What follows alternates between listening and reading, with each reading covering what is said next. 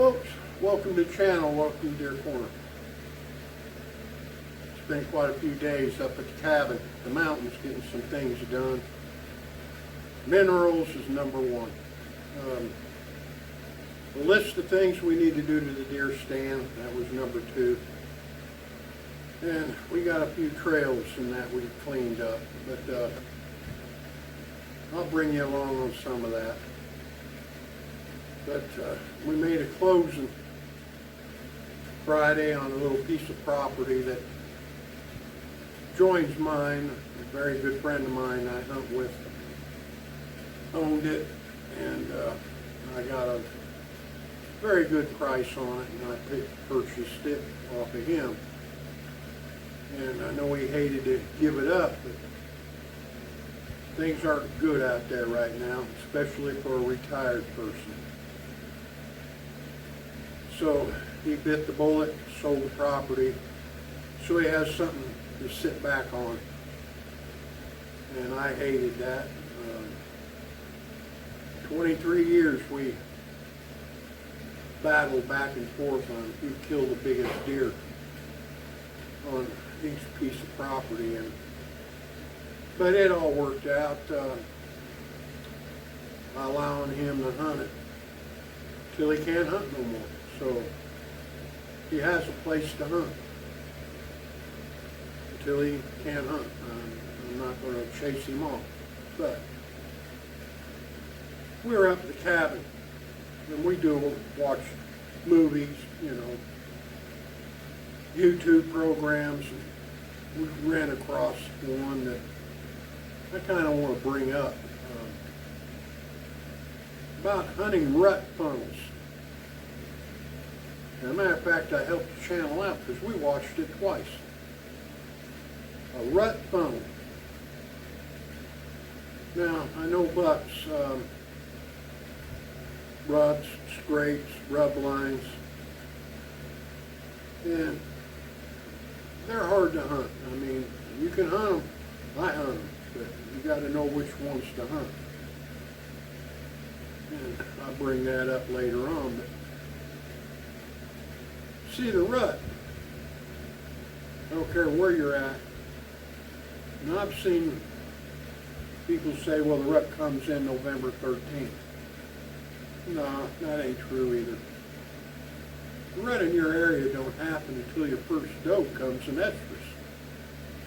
And that will spark the bucks off, and then the rut's on. Now here, at the cabin here, this property, it can come in on the 5th of November. A doe come in. The rut's on. You go a mile and a half down the road, no doe come in estrus yet. So the rut in that area hasn't came in yet. So, on that note, on hunting a rut funnel,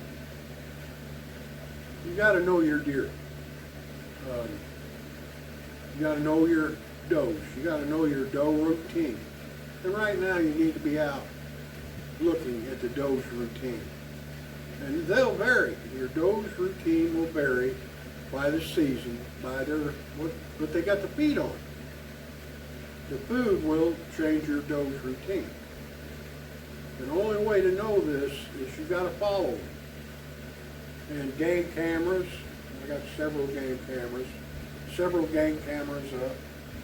And like right now they're up. I'm getting excellent photographs of does and their yearlings and their does and their newborn. I'm seeing my future deer. That's great. I love seeing that. Love watching that. And knowing your doe routine. And moving your cameras. I see a lot of mistakes down there. Now this is my opinion. This is what I do. You can have a camera up and you may see a doe every week or a doe every 2 weeks on that camera. Well, this isn't the place. So you pull that camera, you start walking. Oh, this looks like a nice place, I'll put it up here. Well, that's a mistake. In my book, that is a mistake. I only move my cameras 30 to 40 yards away from where I started. You can walk through and skip an area where the does are using as their daily routine. And it could be just 30 yards away, 40 yards away from where you started with that camera. So by just moving that camera in certain areas, certain places, about 30 and 40 yards away, you won't skip any area that does are using daily. And those are the areas you want to catch. Those areas where the doe's going in the morning or coming out in the morning and things like that daily. You want to find them areas. You want to know that doe's routine. And once you find it, go ahead and move your camera. But what I do, I always write it down in a book. Always, because you will forget. Believe me, you will forget. And this is last year's book. This year's book, I'm matching it up. Put a camera in an area from last year. The does are still on that same routine. I'm getting the pictures of that doe, just like the one the other week where I had the doe and her yearling go down a hillside. Every year, them does use that. And I go through the book, look at it, hey, put a camera there to see what's going on. The doe's still using the same area, the same routine. Great. That's what you want. So when that doe comes in estrus, comes in heat, if she comes in, knowing the doe routine, you're hunting that doe. You're hunting that doe in heat. That buck's going to go that direction. Now, a rut funnel, that buck is not going to go out of his way to go a certain way, a certain routine, a certain route to go after that doe. It's just not going to happen. That buck's going to go after that doe as quick as soon as he can, any direction, just to catch up to that doe. There is no rut funnel. You got to know your doe's routine. What you're looking at is a doe funnel. That's what you're looking for. You want to find them pinch points and them funnels where them does are using daily. Then you got something going on, and those are the ones you want to hunt. Because when them does come in, a buck's going to follow through. And I just want to bring that up. I'm not going to disagree with him, but I'm not going to agree with him, if you want to take it that way. I've been hunting many, many years, and very successful in the last 20 years on how I hunt. But I'm going to be bringing you along. The other day, I want to bring this up. I'm not scared of anything in the woods. I'm not scared of Bigfoot. I'm not scared of a bear. I'm not scared of a mountain lion, a panther, a bobcat. The only thing I am scared of is a badger. And the other day, after closing, we went walking through the property, and he was showing the property lines.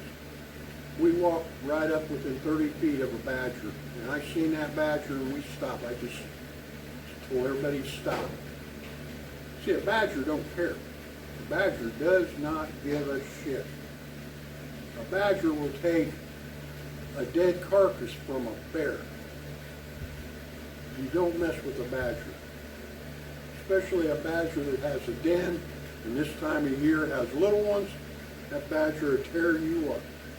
It just don't care. They don't care. They're a vicious, mean animal. But no, I didn't shoot it. It has every right to live out there as I am hunting it in my book. I let it go. I got some film of it. We let him just do his thing, go on. But now I know there's a badger in the area. I won't get as startled as I was when I walked upon it. And that's like the third time in my life I walked up on a badger. And neither one of them, like this one, you know, he or she knew we were there. It heard us talking. And that badger did not move his direction or her direction at all. It just kept going along the way he or she was and kept moving the same direction, the same route, the same speed, doing the same thing because they don't care. And that's the only thing I'm scared of in the woods. And that's coming across the badger and making that badger really mad at me because I couldn't run away from it. I couldn't. And there's more badger attacks than bear attacks in this country. Look it up. But I'll be bringing that footage up of the property. And like I say, when you're in the woods, just like the other day, that badger, be safe. You'd rather be safe than sorry. And thanks for coming along. And I'll bring you along on some things now that's happening. We're starting to click off here before hunting season.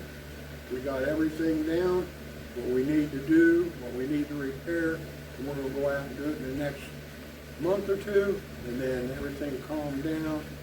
About 2 months before deer season, things will be ready to go, and we'll see you then. Go ahead, give me a thumbs up, subscribe to the channel, leave me a comment, I'll get back with you, and you all have a good evening.